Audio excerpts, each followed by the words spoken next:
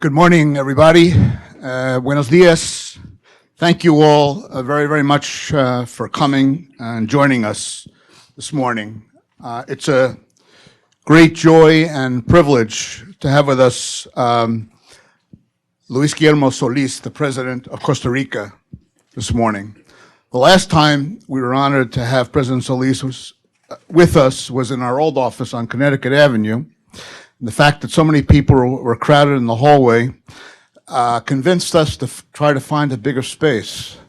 So we moved here, and now I see we may have to move again to even a larger space to accommodate the crowd for President Solís. President Solís is a very good friend, personal friend, and also a close friend of the dialogues. Over 2 decades ago, he participated in a joint project, the Dialogue in Florida International University, called Central America 2020, which is coming up pretty soon, faster than we thought. He wrote a superb chapter for that project on the outlook for Central American integration. I confess that I wasn't sure if that paper, despite its very high quality, was quite enough to get him elected President of Costa Rica 20 years later. But maybe that was the key. Apart from his excellent academic training and impressive policy expertise, he obviously has considerable political skills as well. President Solís studied at the University of Costa Rica, got his master's degree at Tulane University, and has been a university professor, including a Fulbright scholar at the University of Michigan. So he's used to this weather here in Washington, this spring weather we're having these days. He specialized in themes such as integration, trade, and civil society. He worked with former President Arias on the Esquipulas peace agreement, which aimed at ending the Central American conflicts. President Solís was associated with the National Liberation Party before beginning his affiliation with the Citizens Action Party in 2009, and of course his eventual run for the presidency, winning in 2014. His tenure has not been without significant challenges that I assume he will touch on in his remarks this morning and in our conversation. The president has dealt with fiscal and political challenges, as well as security problems, including organized crime and drug trafficking that have become more acute even in Costa Rica. There are also serious migration issues, which was the main focus of his last visit to Washington, D.C. This visit is very timely. The region is unsettled, the landscape is shifting, and a new administration here in Washington is taking shape and needs to define its policy approaches towards the region. President Solís has a packed agenda here. He met yesterday with members of the Senate Foreign Relations Committee, including Senator Rubio. He has a meeting scheduled with Homeland Security Secretary General Kelly, and tomorrow he'll be meeting at the White House with Vice President Pence. I want to thank President Solís for fitting the dialogue in his agenda, and also want to give a special gratitude to Ramon Moncayo, the ambassador to Costa Rica, for his confianza and for making this event possible.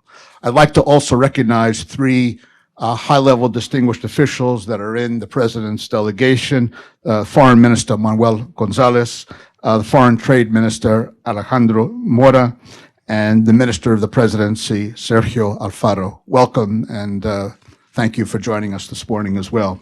After President Solís's opening remarks, he and I will have a brief conversation, and then we'll invite and encourage your questions, and we look forward to an open, productive exchange. Please join me in extending a very warm welcome to the President of Costa Rica, Luis Guillermo Solís.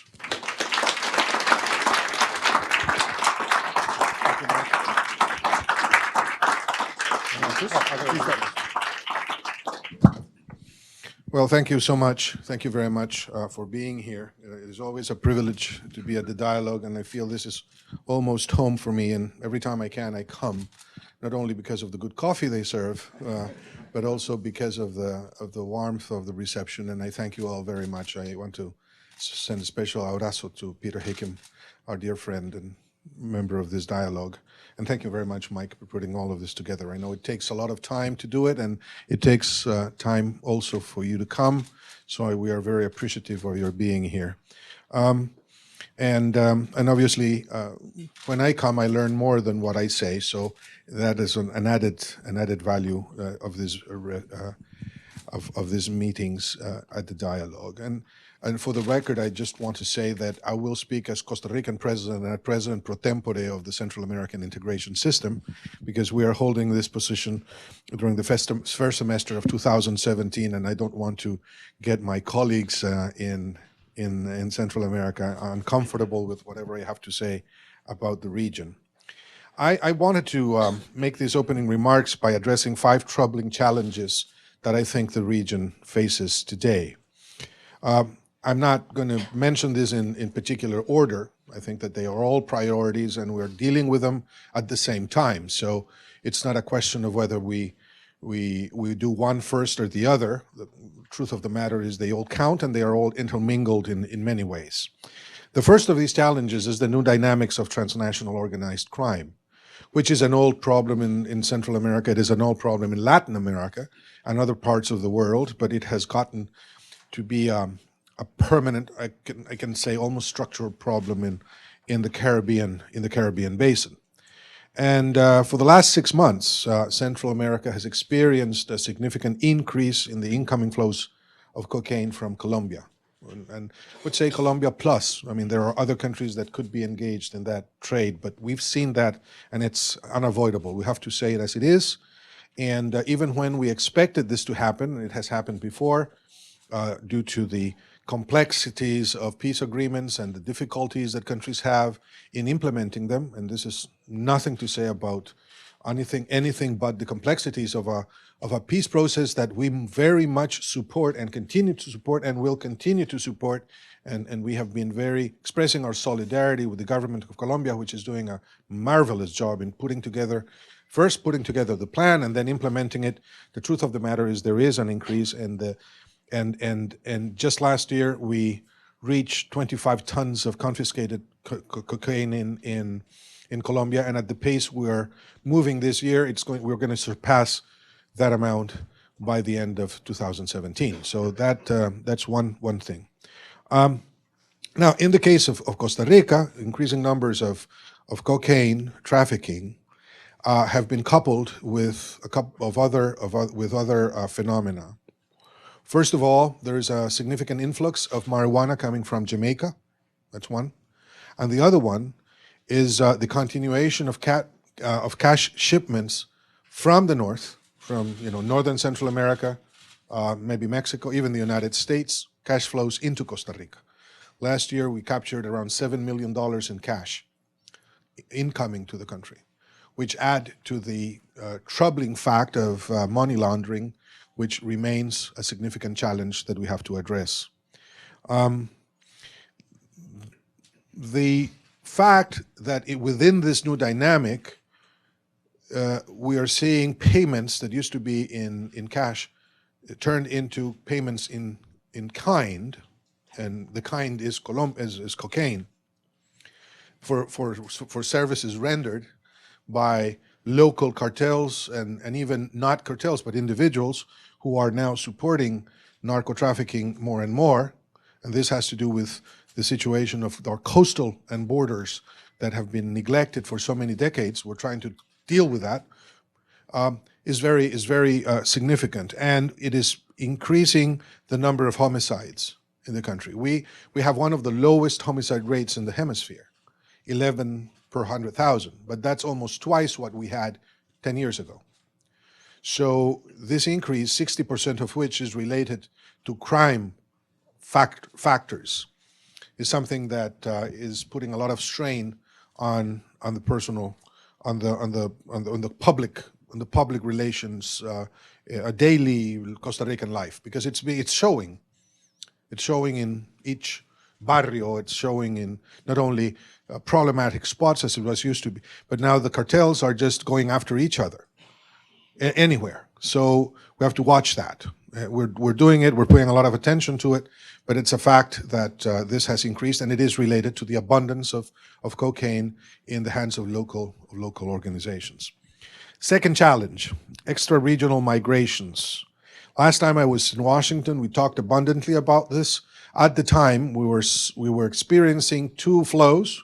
The first of one was Cubans coming through Ecuador and moving north to take advantage of the legislation that you had in this country. Now that part of that is now ceased. The legislation has been abolished, and the flows have significantly reduced as a result of that.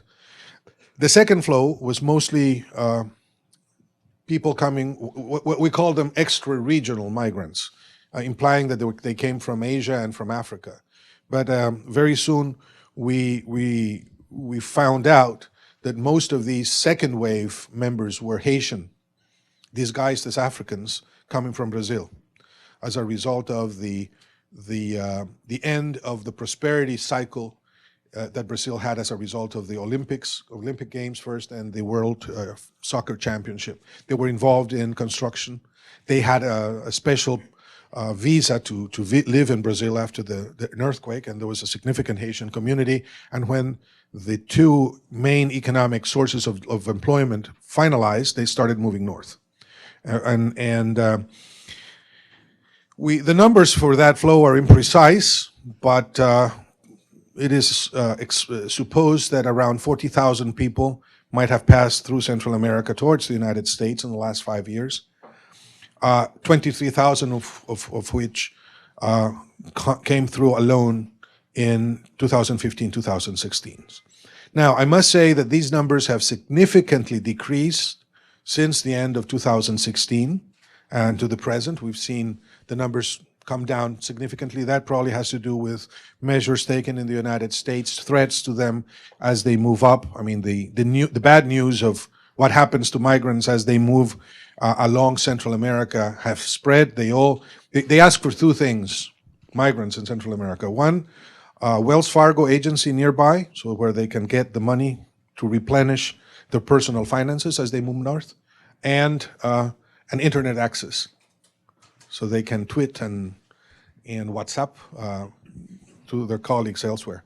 So, and it could also be the winter, whatever, but the flows have diminished significantly. There are also new measures taken in Brazil to hold them there, and there is an understanding that moving north may not be a very good idea. So that is something that we see. And the new factor, though, is the presence of increasing numbers of Venezuelan nationals coming into Central America. They are already in Panama. We have over 1,500 in Costa Rica, just recently arrived.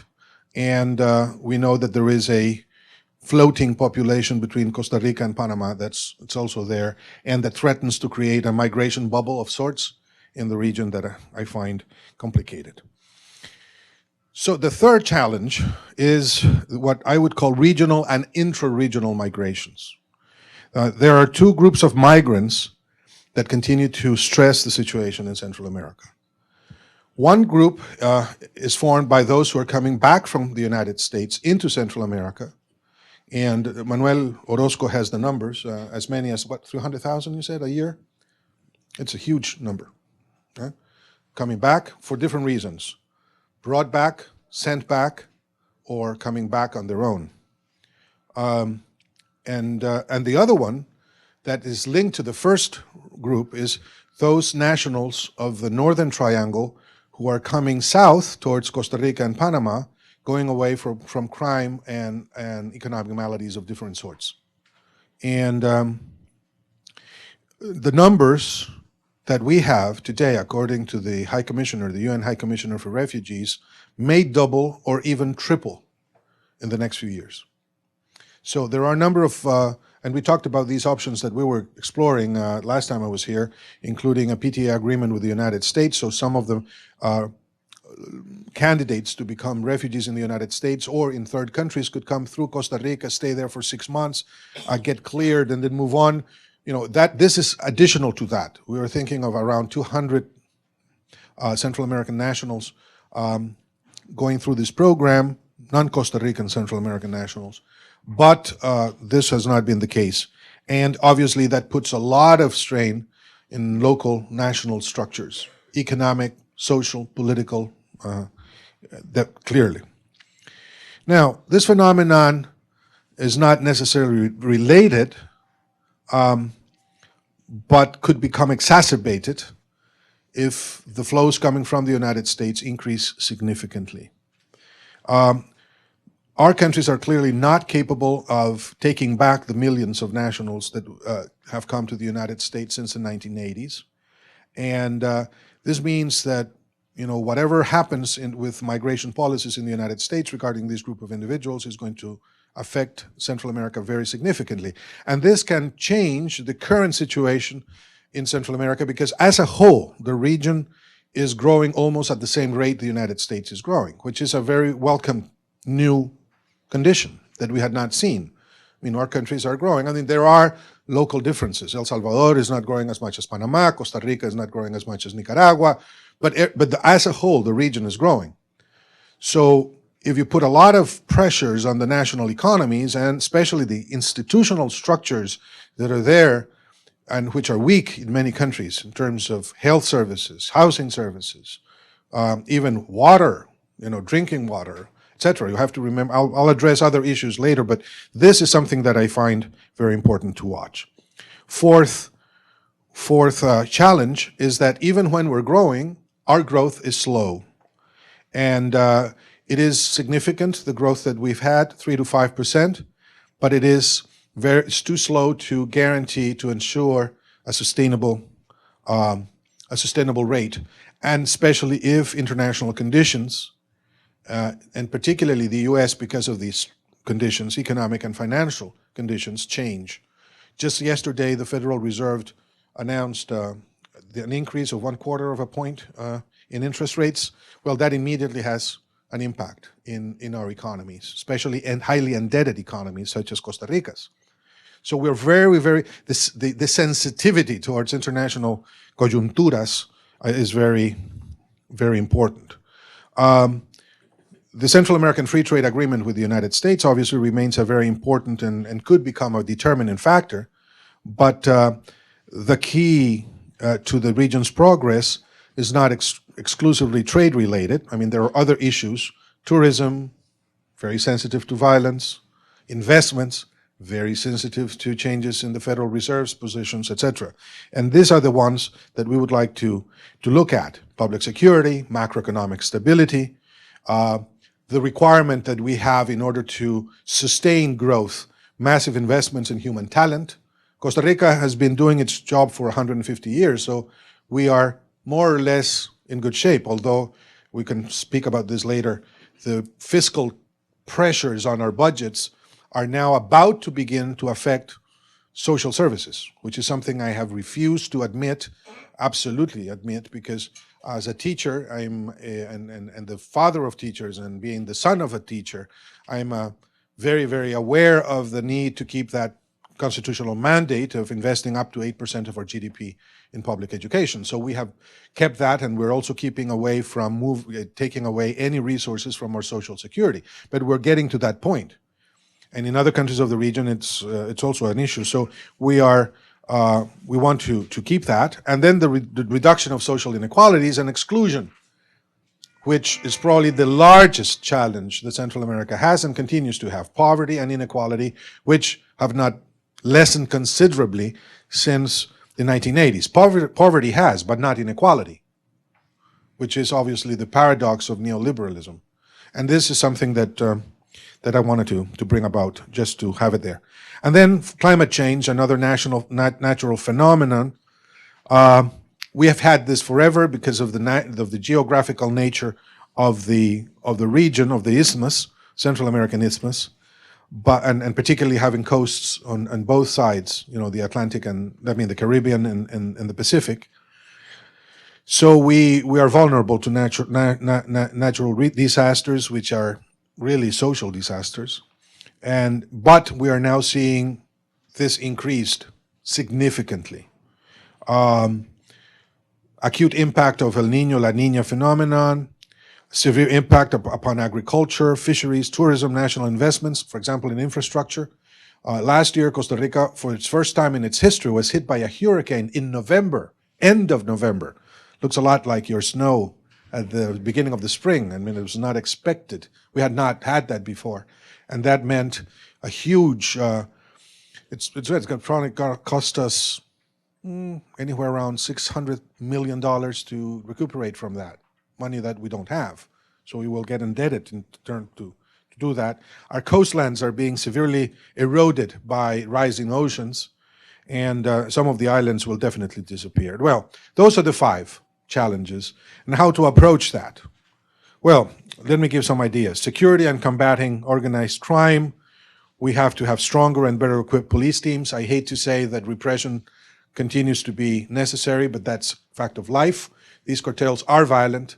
They have violent methodologies. They're fighting against each other in the streets, and you have to have the police power in order to deal with that. That has a lot of nuances. It's not enough.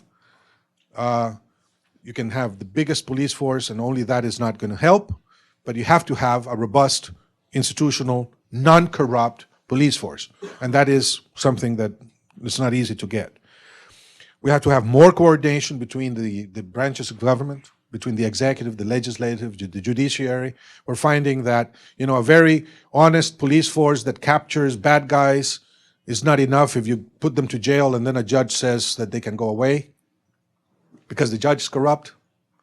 And that doesn't work if you have a legislation that if you have an honest cop, an honest judge, and the legislation is weak. So yeah, it's an integral thing. So the dialogue about that, more international cooperation, particularly sharing of intelligence, joint operations, etc. And moreover, better prevention programs. That implies money. Good democracies are not cheap democracies, and we have to have more institutionality, and particularly having governments reach the coastal and the border areas. About extra-regional migrations, we have to have regional approaches to a regional problem. This is not Costa Rica's problem. It's not Panama's problem. It's not Guatemala's problem. It's not Central America's problem. This is Colombia's problem. This is Mexico's problem. This is U.S. problems, and it's the problem of Brazil and Ecuador and all the places where these human flows come through. And these are challenges that are humanitarian, ethical, moral challenges. I mean, these are individuals. These are not numbers. These are people that come with expectations, with hopes, with children. So, and we have to look at it as a regional issue. That's one thing. And not only look at it, but implement specific things, programs that are regional. And this is kind of difficult to do because nobody wants to look at these problems. We would like to not see the migrants. Just let them go through and, stop stopping them. Don't give them any privileges. Well, if you don't, then you send them to the coyote networks, which is what we don't want to do. So we have to acknowledge the problem, deal with it from a policy point of view, and implement actions in order to have that resolved. This is how we look at it. The elimination of laws that are enhancing the problem, and we welcome the decisions in the United States to stop some of the laws that were bringing in people from Cuba, for example. That was something that was very difficult to handle. The dry food, wet food policy, for example, was something that was bringing in, was a stimulus for this. Better controls, border controls. There are security involved. I hate to criminalize migrants, and I think it was the wrong approach, absolutely wrong approach, but some of them may not be good guys. And we have to have the technology and we have to have the information to find out who they are. Because one thing we don't want to have is an extra-regional migrant faking being one and come into the United States and do something horrible. And that could happen. I mean, we are seeing extra-regional people from the areas where terrorism has bloomed, and therefore we have to have some kind of biometrical statistics or something that would allow us to pinpoint exceptional cases that may come through. We don't have to overdo it. Implement legislation against human trade. For Costa Rica, it was new to have such large amounts of migrants in the country. Cubans, we had 8,000 in less than 2 months.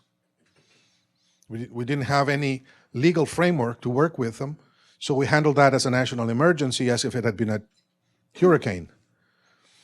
And by the way, we had never had hurricanes that had implied dealing with 8,000 people at once, so it was a big challenge.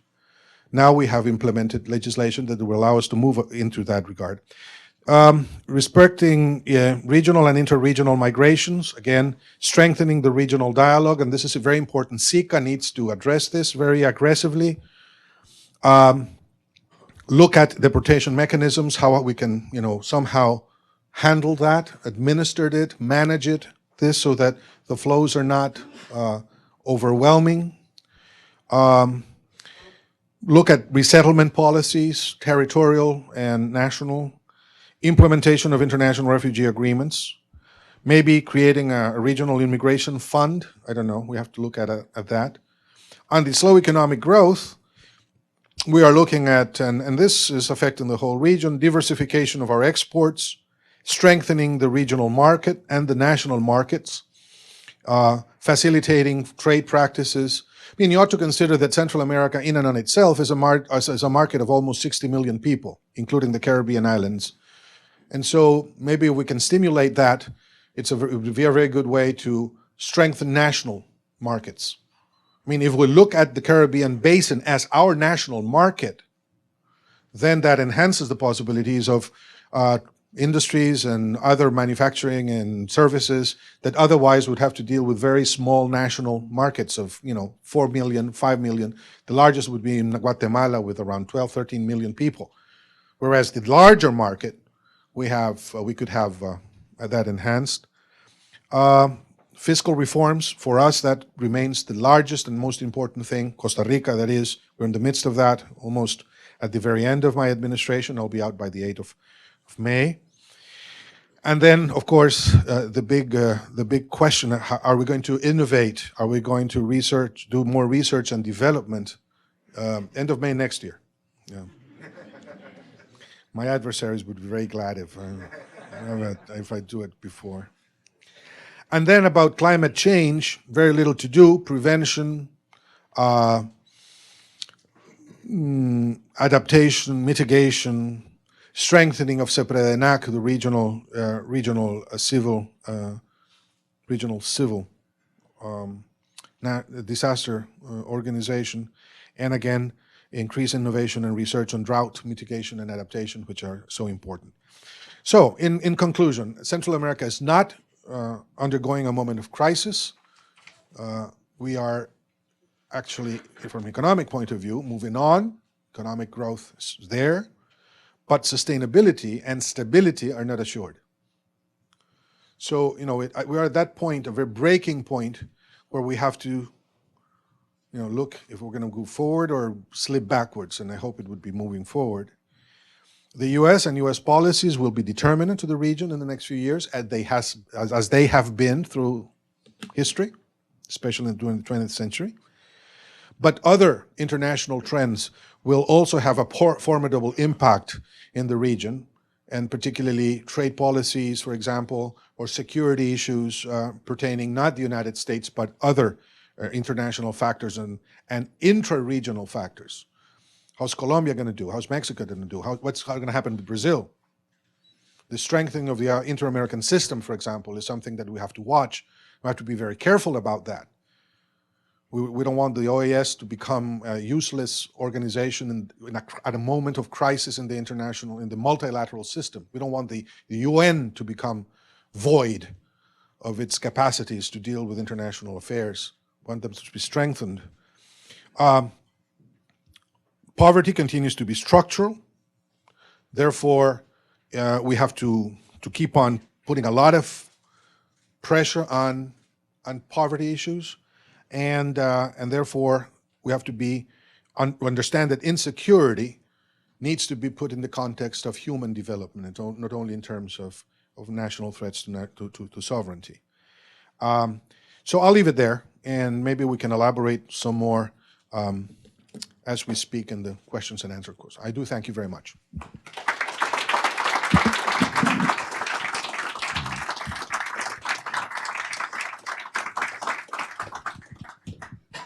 Thank you very much, President Solís, for your excellent remarks and sharing your perspective on Costa Rica and the wider region. I'm going to maybe start with a few questions before opening up. I see people are on the edge of their seats, anxious to ask questions, but I'm going to start with a few softballs. Then we'll get to the curveballs after my questions. But I wonder if you could just elaborate a little bit on the first challenge you identified, this question of transnational crime, drug trafficking, and two questions related to that. The first is, it almost sounds like sort of the war on drugs is, we just got to keep at it. And sort of the framework, the logic of the war on drugs is the right one. We just didn't do it enough. We didn't do it as well, but that's... And I remember at the summit in Cartagena, this was before you became president, I guess in 2012, when President Santos hosted it, and the big issue was rethinking drug policy. And there was a study commissioned by the OAS, which actually was very good, looking at alternative approaches to attack this issue.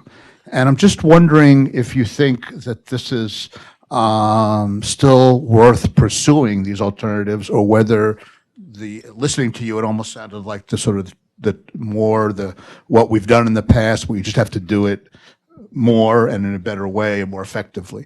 And the second related to that is, you talked a little bit about regional cooperation on what's needed on the migration issue, but I wonder if you could talk also on the security dimension, because obviously this is also an issue that has to be dealt with by more than one country. It's by its very nature. And why has that been so difficult? Why it's been such a challenge for the countries to get together and really cooperate more effectively in dealing with that issue of the transnational crime? Well, if those are the soft questions, then right, the other ones are going to be easy. Well, no, I think, Mike, that the militarization of drug policy is a mistake, and it doesn't work, because whatever you catch is going to be surpassed many, many times by what you don't catch. And so, if you just put the accent in militarizing or combating drug trade by repression, it's not going to work. But without repression, if drug trafficking and drug-related activities within the national borders of a country are not curtailed, then what you have is chaos. So, and innocent people being killed. And this is something that we want to prevent. And for much of, I don't know if you recall this, but there was a colleague of ours at the Friedrich Ebert Foundation sometimes that was talking about the new democratic conditions in the world, and he referred to that as the democratic Leviathan. Mm-hmm. But he said, yeah, but even the democratic Leviathan is a Leviathan at last. And I think that that's correct. I mean, we have to assume the responsibilities of the state in terms of the security of the population. So we just cannot simply leave this alone and think that by legalizing drugs, illegal drugs now, the problem is going to go away. It will not go away, and particularly because nobody or very few people are beginning to speak about legalizing cocaine trade. I mean, everybody's happy with, well, not everybody, but many people are happy with marijuana being legalized, and even now, recreational use of marijuana is basically allowed everywhere, for personal use, that is. So the problem is, again, remains the cartels and organized crime and the methodologies they use and the violence and the illegality of sorts.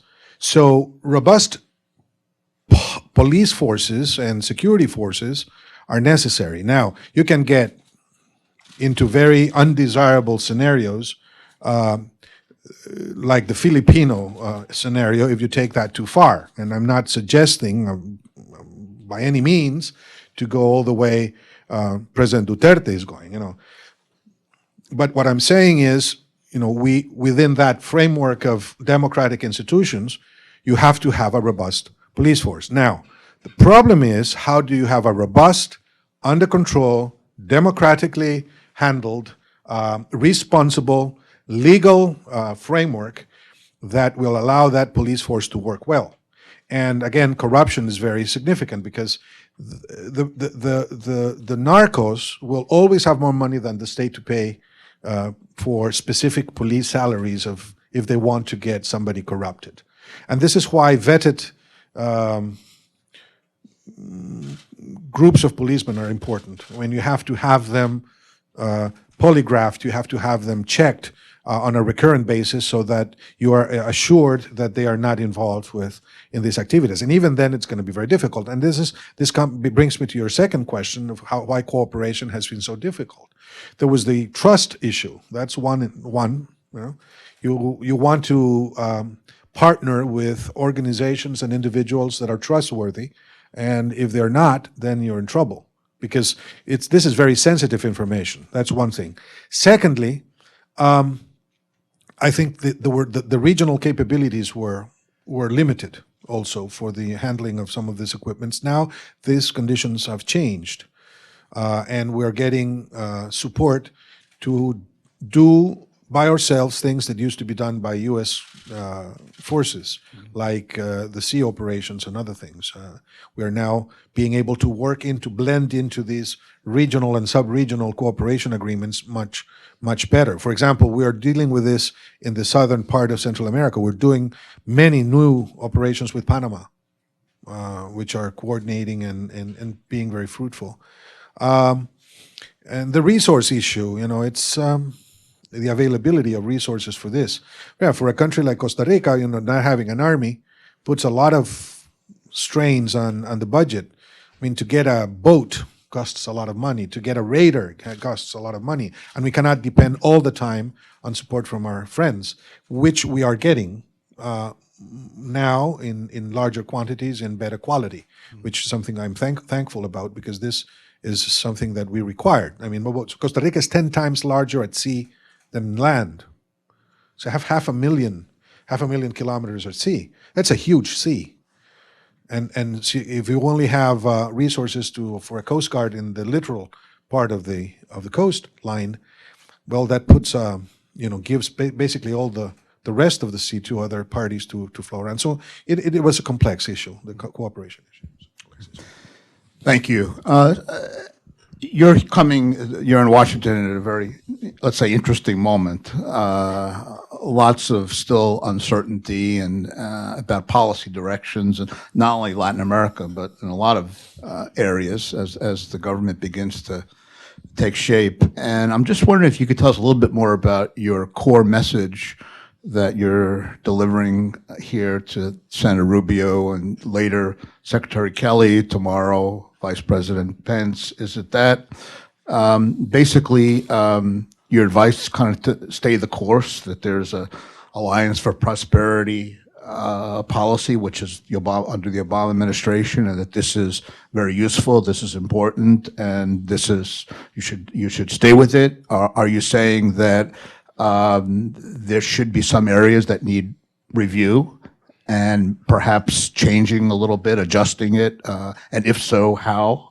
What is kind of your sort of focus and purpose in your meetings with these officials now? Well, as I mentioned, I'm here as the President of Costa Rica. I'm not representing Central America, and therefore what I'm stressing is the agenda we already have, which is a very rich agenda. It's a very complex agenda we have been developing for many years. We're good friends of the United States. We understand each other. We're partners in security and in the economic field. I dare not give recommendations regarding local politics, because this is something that I'm not entitled to do. I mean, there are solutions and questions that only the U.S. government can resolve in terms of its views about the region. So, I try to keep away from in any way becoming a counsel to that regard, and I'm not being asked my opinion anyway. So, I want to be very respectful of the processes, particularly at this time.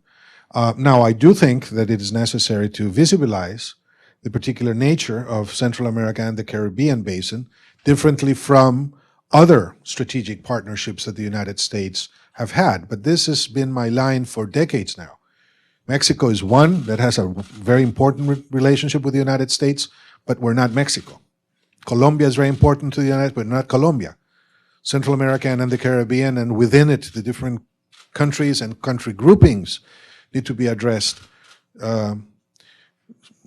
by themselves also, and put that in the context of the hemisphere. But this has been true for over 100 years already. The United States' relationship with the Caribbean basin has a specific significance. But I'm more interested in highlighting the particular Costa Rican conditions vis-a-vis the United States, and why it is that we ought to continue developing that agenda that has been ongoing for, I would say, many years and even many decades. So my emphasis during this visit is precisely that, to visibilize Costa Rica's objectives and how I think these are competitive in, not competitive, compatible with the United States, and it has been the case in the past, and I hope that it will be the case during the Trump administration. Great. Thank you. Let's just have one final question then before we open it up. And since you said you're coming here as president of Costa Rica, let me ask a question about Costa Rica, and not the region. And it really has to do with politics. You hear lots of comments by people saying, boy, Costa Rica is a difficult country to govern, that the political parties, the political system really need reforms to make it easier, to make it more efficient, and it's just everything kind of gets blocked, nothing sort of happens, and it's the nature of the system, and it would really be better for the country if there was some reforms. I wonder if you can comment on that. And then final comment, our good friend, Manuel's friend, our friend, Constantino Urcullo, just said, I think 2 days ago in an interview, he's a political scientist, a political analyst from Costa Rica, very well-known and respected, said that he's very worried that in the next election, we could see in Costa Rica the emergence of what he called the false prophet, or a populist, who will claim to fix all the problems in Costa Rica, and playing on fears about migration, immigration, and of course we wouldn't see that anywhere else. But I was wondering what if you have any reactions to his concern, if you share it about. This is going to be an important election, and just the political environment, whether you could see that possibility. Yeah, sure. Well, let me stand up because I can't see people in the back. I feel uncomfortable. I'm sorry. I apologize for those in the back. I was elected in 2014 after an election that proved that Costa Ricans were fed up with traditional political parties. And therefore, I consider this administration to be a hinge, a transitional administration between the old political order and something that's still to come up, the profiles of which we don't know. That Constantinos' opinion is one option, but there are other options. We could go back to traditional politics as we understood it before. We could have a president elected from the historical parties in the country. We can have a continuation of these policies with an official quote-unquote party elected president. We don't know about that. Nobody knows. There's the polls in Costa Rica remain interesting in the sense that just as it was the case before my election, you have to remember I was in fourth place in October, and I won by the largest voting ever in Costa Rican history in April of the following year. Well, among other things, because we went to a second round and because my opponent dropped out, but it's not my fault. But more than 50% of the electorate saying that they don't have a party and they don't have a preference, which is something that you have to put in the balance. If you're not reading that, you're crazy. So I think that Constantino's right, but that's only one possibility among different ones. And obviously, in that kind of context, somebody that comes and shows up, as the savior of the country, etc., can be very appealing, especially if it's very rupturist. Because I am a transitional. What we've tried in my administration is to be rupturous, but not too rupturous. I mean, there are things that we cannot change. In 4 years, you cannot change the whole outlook of the country, the whole structural logic of the political system. I've stressed the fact that there is a need for state reform, for example. La reforma del Estado remains something that I did not vow in the campaign because it's too complex. And that has to do with duplicating institutions, it has to do with expenditures, it has to do with salary categories, I mean, a lot of things. We're dealing with the fiscal reform, which seems, at this point, very difficult, but easier than the state reform, mind you. Anyway, that change, that expectation of change, and that transition from where we were to somewhere else is what we have undertaken. And yes, it has been difficult. It has been difficult because of the resistance of the old system. It has been difficult because we don't have a majority in the legislative. So, and even the ones we have are not necessarily supporting the government. So that's a second problem. We have been dealing with a very complicated combination of fiscal reform, or lacking of fiscal reform, and create an increasing indebtedness that happened decades ago. So that combination is very troublesome. We have had, as it is the case in many places, and thank goodness for freedom of expression, a very antagonist media situation from day one, and it will continue to the end of my mandate in 2018. So it has not been easy, but that comes with the job. I mean, politics is not an easy thing anywhere. And even when certain trends have been exacerbated by the new conditions in the world, and Costa Rica is no exception to that, the truth of the matter is that that was part of the terms of reference. We know that this was going to happen. We didn't know it was going to be so intense, maybe, but it has. We are changing things, and when you go around and you move the pieces quite a bit, then the bureaucratic resistance is tremendous, and it always happens. I mean, the capacity of a new administration just to punch the tar figure and being able to get the handout to punch it again is limited. So we are in the midst of that. And I think that if we're lucky, we will be able to withstand that. And if we are a mature democracy, and I think we are in Costa Rica, I think we will be able to overcome some of these lackings and problems in the midterm. But in the midterm, and definitely in the long term, we will all be dead, okay? And the big problem is how to deal with the short term, which is where the votes are, which is where the money is, which is where... And thinking in the long term is an academic responsibility more than a political responsibility, although it should be our biggest responsibility, in the sense that we want the country to be, or our countries to be somewhere else. And this is, the big problem we have. I mean, how to get there without killing each other. This is the thing. Great. Thank you very much, President Solís. We're going to open it up now. I'm going to turn to my colleague first, Manuel Orozco. You better sit down for this one. Because always with the curveball, this is always tough. Yeah, I know. Let me just say that Manuel directs the Dialogues program and remittances, migration, and development. As you know, Mr. President, we have a very longstanding commitment and involvement in Central America, and I'm very pleased that we now have the first office in the region based in Guatemala, and which will increase our presence throughout Central America, and Manuel is directing that project that we're very happy about. So I just want to say that we're working hard at the dialogue, and Manuel has been a key person in that. Manuel? Thank you. We also have an informal office in... No, I don't think you can.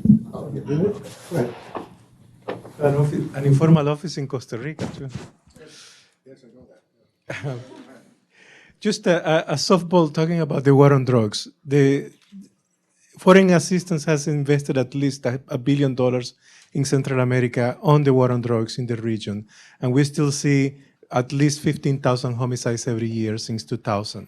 The numbers are not likely to drop. They're more likely to increase So, and the ecosystem of organized crime continue to expand, not to decline. So perhaps the war on drugs shouldn't be the approach, and perhaps we should think about alternative justice perspectives. For example, an amnesty for drug cartels. Just in the same way that during the civil wars in Central America, we gave amnesties to the military that committed human rights atrocities, abused authority, why not consider an alternative that will basically get people out of the business, compensate victims, but also legalize the money that has been used for narco-trafficking? So that's my softball. Well, it's the easy one, yeah. No, well, I'm clear that the war on drugs in and on itself is not enough. I mean, we have to find innovative ways to deal with it. I mean, and this could be a very interesting possibility. My impression is that the drug cartels would like to do it otherwise. They would like to give us, the governments, an amnesty, okay, and have us stop our actions against them simply because we're hitting them very. 15,000 people killed a year could be 30,000 if we don't take some other measures like stopping what we call narcomenudeo. The local networks of narco trafficking are just tremendous. And it's terrible to see how the barrios in Central America, including now some barrios in Costa Rica, have been taken over by these smaller cartels, which are not necessarily less violent. I mean, to see AK-47 wielding children stopping people in the neighborhood to charge them whatever amount of money in order to let them pass is something very tragic. And so, again, I absolutely agree that the war on drugs by itself is not taking us anywhere. You have to have other prevention strategies, including economic, and this is probably the best of any other economic development and assist in it. And that entails whatever we know. It's very complicated. But this is the case because remember the only one of the few statistics that on drugs that can be, or on homicides that can be significantly supported by hard data. Young men living in urban marginal places with access, unemployed and with access to weapons. So get rid of that and half of the problem is going to be solved. Way in the back, in the last row, please. Thank you, President, for your presentation. I'm Stefano Palestini from the American University. I'd like to ask you about SICA. I mean, Costa Rica has the presidencia pro tempore of SICA, and you briefly mentioned it, but I'd like to know to what extent SICA and regional cooperation in Central America is part of the solution of the problems that you mentioned in your presentation, and what SICA should need to do in order to become more effective as a solution. And more precisely, I would like to ask you about the Framework Treaty on Democratic Security. It's an instrument from 1995. How has been the implementation of this treaty, and to what extent it would need to be maybe updated? Thank you very much. Thank you very much. Thank you very much. Let me begin by the second part of your question. I think all the instruments need to be updated, including the treaty itself, El Protocolo de Tegucigalpa. This is 1991 document. I mean, this almost preceded the post-Cold War. At the time, the Dominican Republic was not part of the agreement, and many things had changed since. So I have advocated for this as a necessary step, but it is a complicated one because opening up that very carefully crafted document in 1991 can bring in unexpected problems, particularly the fact that we don't have many consensuses that we had then at this time. And so this is something that needs to be, but you're right. The Democratic Security Treaty of 1995 is probably the best example, or probably the most obvious example of something that has changed that requires rethinking. And particularly because just as the 1995 treaty was signed in a context when the armed forces were weak, they have regained strength in many Latin American countries, and therefore the resistance to being submitted, or subject to civilian control in certain areas is now clear. For example, in terms of disasters, this is clear. In 1995, most of the disaster handling was given to a civilian agency. Now this has been retaken by the armed forces. They have their own organization now. It's not as significant as the ODECA was in the 1960s, but still there. So this is one thing. And secondly, I believe that integration mechanisms are always part of the solution. They should be, at least. And but that's not necessarily the case. I mean, SICA or the Inter-American system or the UN system doesn't have a life in and on itself except an administrative and bureaucratic life. They do what countries are willing to give them authority to do. This is the problem with multilateral agencies. Their own agenda is only possible if the member countries of the parts of the treaties are willing to provide them with the authority to implement that agenda. And what I see in Central America with SICA, and this has always been blamed upon Costa Rica only, is that not all the members of the countries or all parts of the treaty are willing to give SICA or this General Secretariat or whatever council you're talking about the necessary authority to push certain processes. And then there's the other reality. There are issues within each country that cannot be dealt with by the integration institutions. I mean, for example, if you want to invest more in education or less in education, yes, you can have a framework of how many days you would wish to have every year, school days, that is, on using a regional standard. Okay, we say in Central America 200. That's the base. But how much money you invest in education in order to fill those 200 days with content is a national responsibility that cannot be resolved by SICA. Same thing with Social Security. Yes, we would like everybody to enjoy Social Security in Central America in equal terms as the highest model possible, which is the Costa Rican model. It's been developing since the 1940s. I'm not going to get into that. But is this possible within the net? And if it is not possible, as it is not at this current time, then how can we open up the region for the flow of labor, which would be a fundamental thing to do in order to achieve regional progress. So I keep hopeful of SICA. I think it is a very important instrument, but I don't think it has the conditions at this time to do what we would like it to do at a given point in time. So the responsibility we have in the governments is to get SICA closer to that ideal by making it to comply with the agreements we've already committed ourselves in promoting and giving them the resources it requires. Thank you. David? Thank you, Michael, and wonderful new digs. David Lewis with Manchester Trade. We started, Presidente, with the Caribbean Basin Initiative, so I'm glad you mentioned the Caribbean Basin.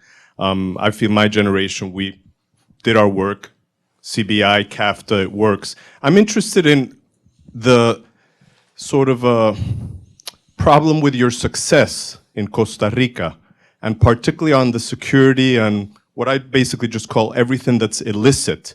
And not everybody who traffics in illicit issues is a criminal, technically speaking, although legally, yes. And obviously something's going on in Costa Rica on the consumption demand side, which is creating this problem. I'm originally from Puerto Rico, so I know that very well. And, you know, abundance of resources and so on. And I'm wondering what's going on there specifically. The rest of the region, I know Guatemala and so on, but something special is going on there in terms of why that hub and why that growth and so on. I'm wondering if you could share some insights on that. Yes, well, I think that you're right in pointing at prosperity as a problem at a point in time. I mean, you look at it from the health point of view. I mean, in Costa Rica, most of the traditional tropical diseases are down, and now we're suffering from cardiac phenomena and diabetes and other things because of the consumption of goods that people generally didn't have in the past. Well, same thing happens with drugs. There is an increase in drug consumption.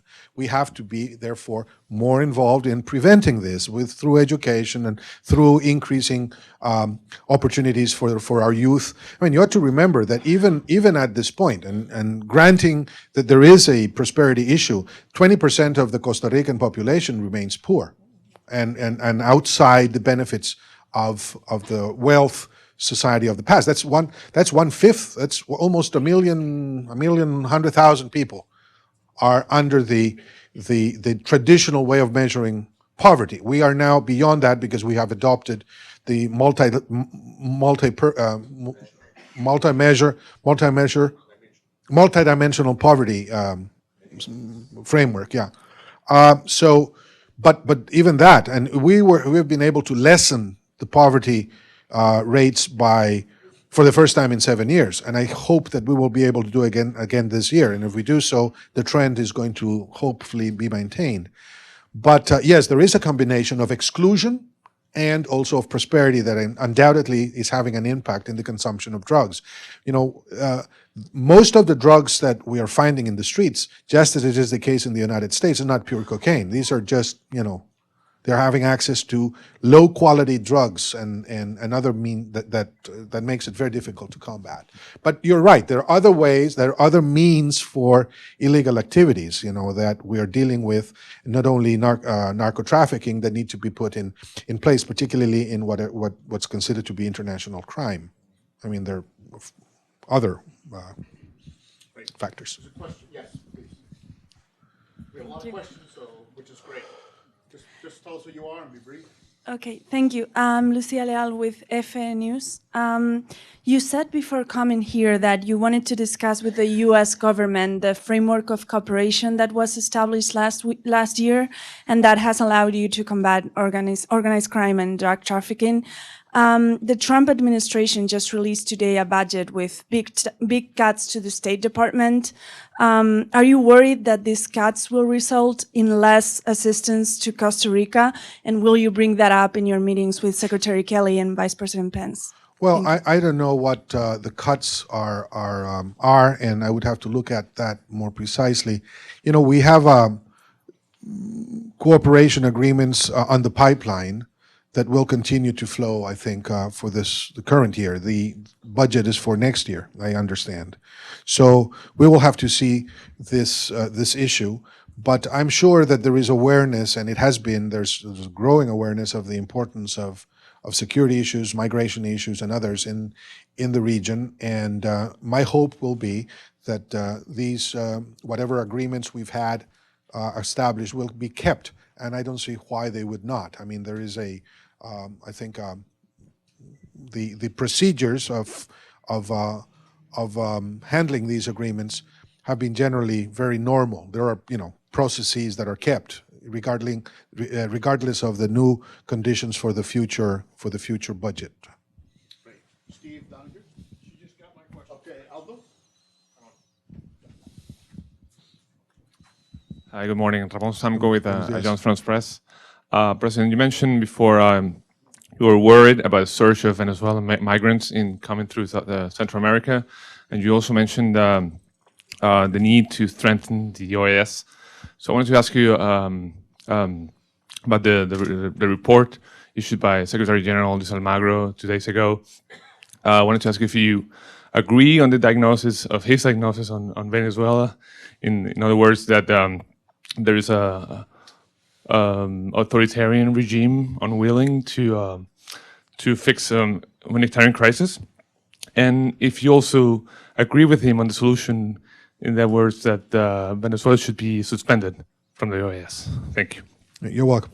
Well, my concern about the increasing number of Venezuelans in arriving in Costa Rica and some other countries have to do with the size of Venezuela. It's a big country. It's very large.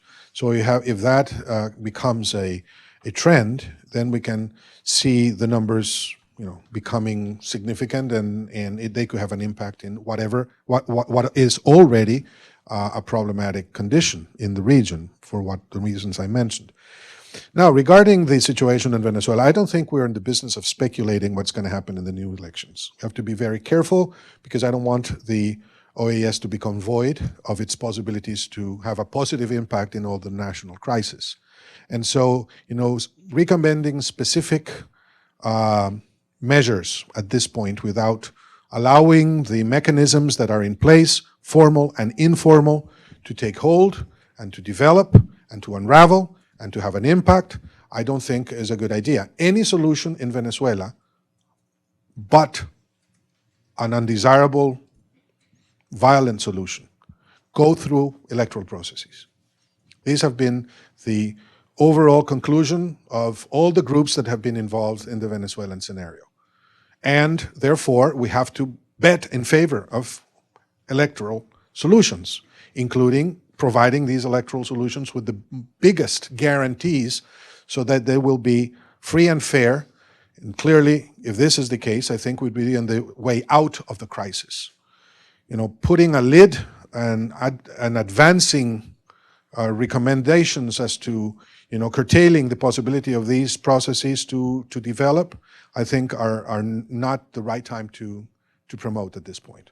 So I would like the OAS and the other groups that are participating in this to continue doing their work in ensuring, and this has been the position of the Costa Rican government in more than 20 different declarations that we've made formally through the Ministry of Foreign Affairs, that we would like the electoral processes in Venezuela to unravel with securities to the people that they will be respected and that violence will not take care, and with observations from the OAS and others. So we will continue betting on an electoral solution to the country. Thank you very much. Ray Walser, formerly with the State Department. It's a pleasure to see you, Mr. President. Good to see you, Ray. A quick question. Nicaragua, you haven't touched on one of your more troublesome neighbors in the past, and if I remember correctly, the demographics were the Nicaraguans constituted the largest element in Costa Rican society. Obviously, the issues of the Rio San Juan and clearly the ascendancy of Ortega in less than fully democratic circumstances. How do you see your relations with Nicaragua at this particular point? Well, officially the relations are cold. This is something that we've said. But we have been very careful, both the government of Nicaragua and my government, not to bring that freeze into the people which are there in both countries, because we realize that we have a very intense relationship. And it would be a mistake to put the harshness of our views regarding each other into the people who are working. They're working in Costa Rica in many different activities. They're sending money, remittances into Nicaragua in significant numbers. Most of Nicaragua's trade, exports and imports come back and forth from Costa Rican ports. So, we don't want the relations between governments to affect what I think should be a fraternal and constructive relationship between the peoples and the economies of Costa Rica and Nicaragua. We profit from each other, and the differences we have are legitimate, I think. This is the Costa Rican government. We have put those in Nicaragua has agreed. I think this is good in an international court of justice for them to solve the problems. So far, Costa Rica has been granted reason in the resolutions of the International Court of Justice at The Hague, both on the invasion which we suffered from Nicaragua in the Calero, in the northeastern part of Costa Rica, and we're still pending a resolution on the on seas and on the sea, in our borders on the sea. So the way in which we handle this has to be very carefully administered, and I have significant disagreements with the way in which President Ortega handles politics. He doesn't like too much what I do either, and that's fine. We will. But it's not a question of personal likeness or dislikeness. We're states. We have responsibilities. These are international and national, and they're based upon the welfare of our peoples more than anything else. We are transient. At least I am. Maybe he will not be a transient, but I will be. I'll finish my mandate in May of 2018, and so another government will come. The situation in Nicaragua may be different to that regard, but I will be upholding what I think are the interests and the sovereignty of my nation, which is what I was voted for. Thank you. I thank you. Yeah, Raul. Mr. President, thank you for the description of the challenges that you face. Continuing on the theme of favorable decisions and turning from drugs and thugs to investment, could you comment on the recent 5 weeks ago favorable decision at the ICSID in favor of Costa Rica against the $345 million claim by Retevi, basically demonstrating Costa Rica's upholding the rule of law, abiding by its international treaties, and vigorously defending its internal procedures and environmental policies? Thank you, Raul. Well, I think that's the case, definitely the case. And if for anything other reason, one of the fundamental traits of the country internationally is that we uphold the rule of law and that we don't do things arbitrarily.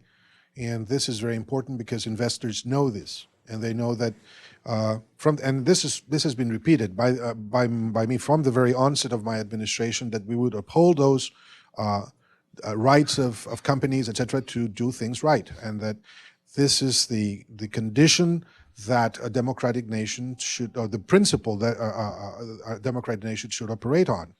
The rule of law, the certainty of contracts, allow people to be trustworthy of the mechanisms we have at hand to do things. Sometimes this can be challenging for companies because it takes time and it's not clear, and the law is the law, and you have different interpretations of the law. But as far as the relationships between the executive and the legislative, I don't call judges, I don't appoint judges, I don't interpret the law, I comply with the law. This is the way I see it, and I think this is well regarded as, and it has been proven, and thanks to the work of many people and our advisors abroad that have been responsible for carrying out some of these trials, that we're doing things right, in the sense that the international courts have upheld Costa Rica's position most of the time. I would say all the time so far. Yes, you had a question. Good morning. My name is Natalie Sequeira from ICSID, the World Bank. I'm a Costa Rican, so I congratulate you for your work and your ministers and government's Thank you, work. Natalia. I had two questions. You mentioned the diversification of exports as an issue that you're concerned of. How do you see Costa Rica reinventing itself for the next 20 years? We have come from being an agricultural country to manufacturing microprocessors, providing services. How do you see ourselves going in the future? And how do you see that reinvention in terms of the integration of the immigrants that we're receiving? Because as we know, those immigrants have come to Costa Rica to perform the lowest paid jobs. And I think we have a lot, while we have been a country, an open arms country, I think we still have a homework to do in terms of integration, in terms of educating ourselves and educating the people that come to Costa Rica to work. So I wanted to ask you that. Well, that's very interesting. That's a very interesting question. We're looking at new markets everywhere. We've just opened an embassy in Australia. We are opening an embassy in Turkey. We're just opening an embassy in Indonesia. We're moving towards, looking at other places. I've just visited the United Arab Emirates. A mission from the Emirates is coming to Costa Rica at the end of March, seeking investments, looking for new products. It's the name of the trade. Everybody's looking. You can say everybody has been doing that for a long time. Well, we were not doing it. We're not doing it now. And I think that Central America has a homework to do also in diversification. That's not going to change the fact that the United States will continue to be the most important market for us because of closeness, because of the business culture, because of even hours, But it will allow us to have a more balanced outlook in the midterm. Chile has done a very good job to that regard, to have a more diversified portfolio. And this is something that I think it's a way. Now, reinventing oneself is complicated. I think we have to upgrade what we have and not start changing things too much in terms of the outlook, because so far the world is moving in that direction, and the more dynamic sectors are the ones you mentioned. Medical devices, services, tourism, things that we are involved in. But I do see some things happening. For example, I see COMEX, our Minister of Foreign Trade, and CINDE, our Export Promotion Agency, and Procomer, Investment Agency, and Procomer, the Export Promoting Agency, doing things away from the Central Valley of San Jose. They're more interested in bringing about free trade zones, more investment opportunities away from the bigger cities. This is going to push us to utilize better broadband services, electricity services, etc., which we have. This is something very important. They've changed that outlook. Secondly, I see Costa Rica pushing for an integrated Central American Caribbean market as a local market. This provides new opportunities, I think, that we ought to do. Second thing. Third thing, we have to increase technical education.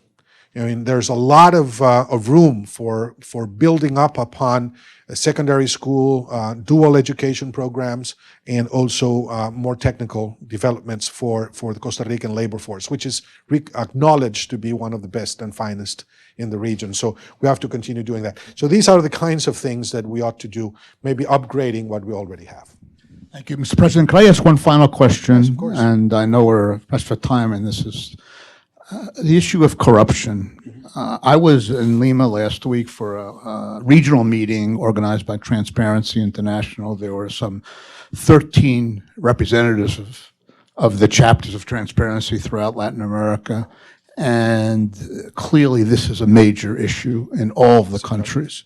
And I just want your view, just more broadly, not how is this gives you hope and optimism that this is going to be very healthy, that a lot of this is coming to light, and some countries, at least, there are prosecutors and judiciaries like Brazil and Peru and other countries that are really covering a lot of this, or does it worry you because it will just increase the lack of confidence and discrediting, and people will turn off on democracy and think that this is something that everybody does, and therefore that's going to be a real concern about the confidence and faith in democratic rule? How do you see it? Are you optimistic or pessimistic, or both? I wish, well, I'm optimistic, but it always comes with a twist. No, I think corruption is a human thing. Impeding corruption is a democratic obligation. We have to have impunity curtailed. We have to ensure society that corrupt practices are forbidden and that they're persecuted, and those who are corrupt are charged and put in jail or whatever the legislation obligates to. It is a very large problem. I don't know what the numbers are, but the IDB and others have tried to put that in numbers, and sometimes it's like I've seen anywhere from 7 to 10% of regional GDP is what corruption costs. So it's not cheap, and we don't want to see it. When I came to power, there were 3 pillars, or there are 3 pillars in my plan. The third pillar is ensuring transparency and accountability as the fundamental trademarks of the government. So far, we have not had any significant corruption scandals, certainly not involving the high echelons of the administration, and I'm very proud of that, and we will continue to push for that. And we are following the OECD's practices of open government. This is what I would like to see at the end of my mandate, to have a system that's completely open and can be transparently administered by the common citizen if she wants it to get in the platforms with institutions that put up everything they have, from the minutes of the meetings to the salaries of the hierarchs. So or everybody's salary. So we're working in to that regard. But it is troubling that even as we move into democratic maturity, the old corrupt practices of the past, public and private, and sometimes in collusion, continue to be so strong. And I think this is, it is bad for democracy. It is tremendously bad for democratic leaderships. I mean, people that are looked at as symbols of prudence and of honesty, all of a sudden are soiled by these accusations, and this is horrible. I mean, it's terrible for the credibility of the system in and on itself. I mean, the whole thing. And therefore, I think it should be, it's not soft politics. I mean, moving into ensuring transparent practices is not a soft thing. It's not soft politics. It's a very fundamental structural part of a culture, which is not only bureaucratic culture, but it entails citizens' culture, which I find so important. It becomes part of the new democratic practices that we ought to look elsewhere. Now, it's going to continue. I mean, you have very mature democracies here and there and everywhere that continue to have corrupt officials and corrupt practices and dark spots within the system that need to be illuminated so that we know what's going on there. And we know about the contracts, and we know about kickbacks, and we know about all of that. But we have to be more strict, and I hope that we will adopt that as a way of life in our political behavior. Thank you. Mr. President, you step down next year as president. I wonder if would you recommend that job to other people, or? Oh, most definitely. Yeah? Okay. Most definitely. Okay. It's, good. No, you have to do it. If I was, and I say this sincerely, if I had given the chance, I was given the chance to become president again, which I am not, I vowed I would not do. This is my last bid to elected office in my life. I said 4 years, and that's it. And I'm very, very, very comfortable with that decision. But if I was given the opportunity to do that, or had I been told ahead of time what I was going to face if I was elected, which was very unlikely elected at the beginning, I would go again for it. It's the right thing to do. If you can serve in any position and help people for the better, I hope, you should do it. You should do it. This has been terrific. Please join me in thanking President Luis Alberto. You have an office here if you want to come here. Estamos